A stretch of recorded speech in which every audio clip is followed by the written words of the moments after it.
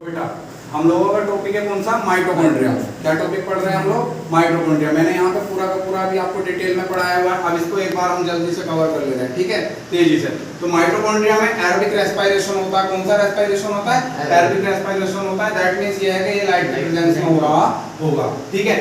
इसको क्या बोलते हैं? Power house of the cell. और क्यों बोलते हैं इसको power house of the cell? Because produce energy in the form of ATP. क्योंकि ये क्या करता है? एटीपी के फॉर्म में एनर्जी प्रोवाइड कराता है, यानी कि एनर्जी को प्रोड्यूस करता है।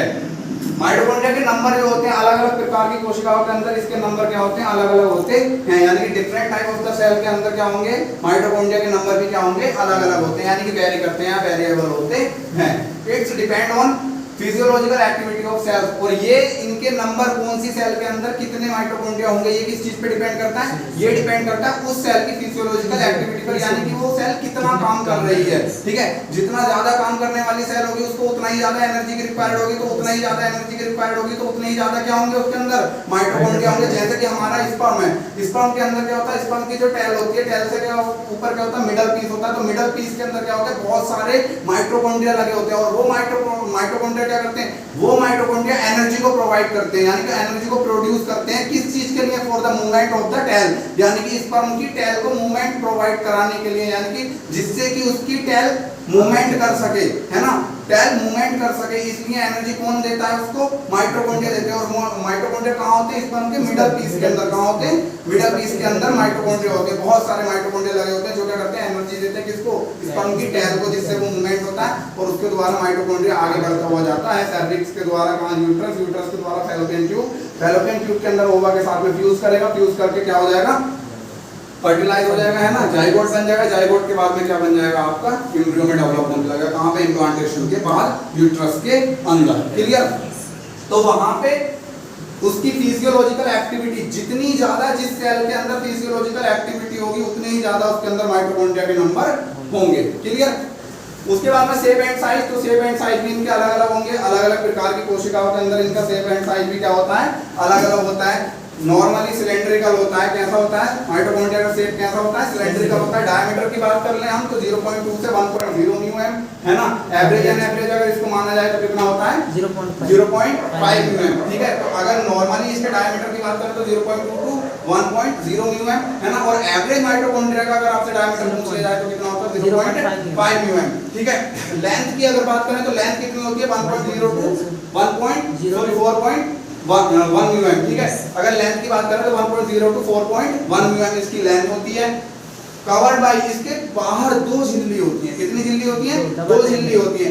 एक झिल्ली जो इसकी बाहर वाली आउटर मेम्ब्रेन होती है, आउटर मेम्ब्रेन क्या करती है? इसकी लिमिटिंग बाउंड्री बनाती है। क्या बनाती है? इसकी लिमिटिंग बाउंड्री बनाती है। इनर वाली जो मेम्ब्रेन होती है, इनर मेम्ब्रेन जो होती है वो इसके मैट्रिक्स को चारों ओर से घेरे रहती है। क्या करती है? मैट्रिक्स को चारों ओर से घेरे हुए रहती है, ठीक है। इसकी जो दोनों मेम्ब्रेन होती है, ये दोनों मेम्ब्रेन इसको क्या करती है, या फिर इसकी ल्यूमेन को, यानी कि इसके अंदर की खाली जगह को दो कंपार्टमेंट में बांट देती है, ठीक है। इनर मेम्ब्रेन के अंदर वाला जो स्पेस होता है उसको क्या बोलते हैं? Inner compartment. और इनर कंपार्टमेंट को मैट्रिक्स बोलते हैं। क्या बोलते हैं इसके? इनर। देखो ये इनर मेम्ब्रेन है, इसके अंदर वाली जो ये खाली जगह है इसको मैट्रिक्स बोलेंगे। क्या बोलेंगे? मैट्रिक्स, या फिर इसको इनर कंपार्टमेंट बोल देंगे। इनर मेम्ब्रेन और आउटर मेम्ब्रेन की जो बीच का स्पेस है इसको क्या बोलेंगे? आउटर कंपार्टमेंट बोलेंगे। क्या बोलेंगे? Outer compartment. और इसकी जो आउटर कवरिंग या फिर इसकी जो आउटर लिमिटिंग बना रही है, यानी कि इसकी जो लिमिटिंग बाउंड्री बना रही है वो कौन बना रही है? इसकी आउटर मेम्ब्रेन बना रही है। कौन बना रही है? Outer membrane. तो इनर मेम्ब्रेन का काम क्या है? इसके मैट्रिक्स को कवर करना। किसको कवर करना? मैट्रिक्स को कवर करना। और आउटर मेम्ब्रेन का काम क्या है? इसको पूरे को कवर करना, यानी इसकी लिमिटिंग बाउंड्री बनाना। क्लियर?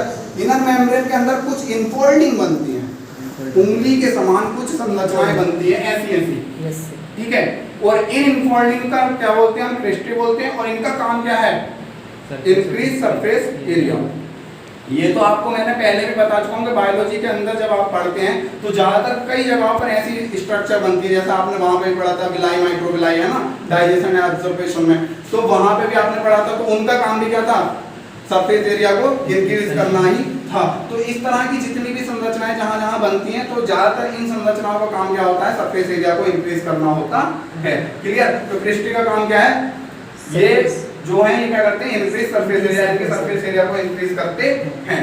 अब माइटोकॉन्ड्रिया की बात कर ली जाए तो मैंने आपको क्या बताया था, एंडोसिम्बायोटिक थ्योरी जब मैंने आपको पढ़ाई थी, एंडोसिम्बायोटिक थ्योरी के अंदर मैंने आपको बताया था कि जो प्रोकैरियोटिक सेल थी, प्राइमरी सेल से ही कॉम्प्लेक्स सेल यानी कि जो जटिल कोशिका थी यानी कि यूकैरियोटिक सेल का फॉर्मेशन हुआ था। प्राइमरी सेल से ही किसका फॉर्मेशन हुआ था, यूकैरियोटिक सेल का यानी कि जटिल कोशिका का यानी कि कॉम्प्लेक्स सेल का फॉर्मेशन हुआ था। ठीक है, तो कैसे हुआ था वो, क्यों, क्योंकि जब पहले छोटी छोटी जो ये कोशिकाएं होती थी, है ना, और इनको भूख लगने पर जब फूड नहीं मिला तो जो छोटी कोशिकाएं, बड़ी कोशिकाएं, तो बड़ी बड़ी प्रोकैरियोटिक कोशिकाओं ने क्या करा, छोटी वाली प्रोकैरियोटिक कोशिकाओं को खा लिया, ईट कर लिया। और खाने के बाद में क्या हुआ, उन कोशिकाओं ने उनको क्या कहा कि तुम हमें डाइजेस्ट ना करो और हम आपको क्या दे देंगे, एनर्जी दे देंगे, ऐसे ही आपने जिस काम के लिए हमें रखा है हम वो काम ऐसे ही कर देंगे, आप हमें खत्म ना करो। तो इस तरह से उनके अंदर एंडोमेम्ब्रेन यानी कि अंदर मेम्ब्रेन वाले कुछ क्या आ गए, ऑर्गेनेली आ गए। जब मेम्ब्रेन वाले ऑर्गेनेली आ गए तो प्रोकैरियोटिक सेल ऑलमोस्ट किसमें बदल गई, यूकैरियोटिक कोशिका में बदल गई। ठीक है, तो मैंने इसमें आपको एग्जांपल भी बताया था माइटोकॉन्ड्रिया और क्लोरोप्लास्ट का, है ना।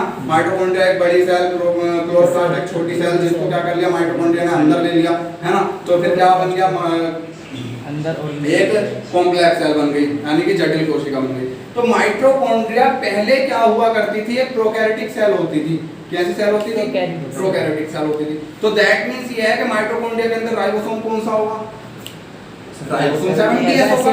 कौन सा होगा, 70S राइबोसोम प्रेजेंट होगा इसके अंदर। तो राइबोसोम के माइटोकॉन्ड्रिया के मैट्रिक्स के अंदर राइबोसोम कौन सा होता है, 70S होता है। इसके अंदर अपना आरएनए भी होगा, प्रोकैरियोटिक सेल के पास अपना आरएनए होता है, अपना डीएनए भी होता है। और बेटा प्रोकैरियोटिक सेल के पास में कौन सा डीएनए होता है, सिंगल सर्कुलर डीएनए होता है जो कि डबल स्ट्रैंडेड होता है। तो देख लो मैंने यहाँ पे लिखा मैट्रिक्स के अंदर क्या होगा, इसके सिंगल सर्कुलर डीएनए होता है, आरएनए होता है, राइबोसोम 70S प्रकार का होता है और प्रोटीन सिंथेसिस करने वाले कुछ कंपोनेंट्स भी इसके अंदर होते हैं। ठीक है, अरे प्रोकैरियोटिक सेल के पास में प्रोटीन भी होती है, राइबोसोम भी होते हैं, आरएनए भी होता है, सिंगल सर्कुलर स्मॉल डीएनए भी होता है। तो माइटोकॉन्ड्रिया क्योंकि पहले क्या थी, एक प्रोकैरियोटिक सेल जैसी संरचना थी या प्रोकैरियोटिक सेल ही थी मान लो, ठीक है, तो उसके अंदर वो वाली सारी संरचनाएं होंगी जो कि प्रोकैरियोटिक कोशिका के अंदर होती हैं। क्लियर, समझ आएगी आपको। और इसकी जो दोनों मेम्ब्रेन हैं, माइटोकॉन्ड्रिया की जो दोनों मेम्ब्रेन है एनसीईआरटी के अंदर दिया हुआ है, both membrane have specific enzyme.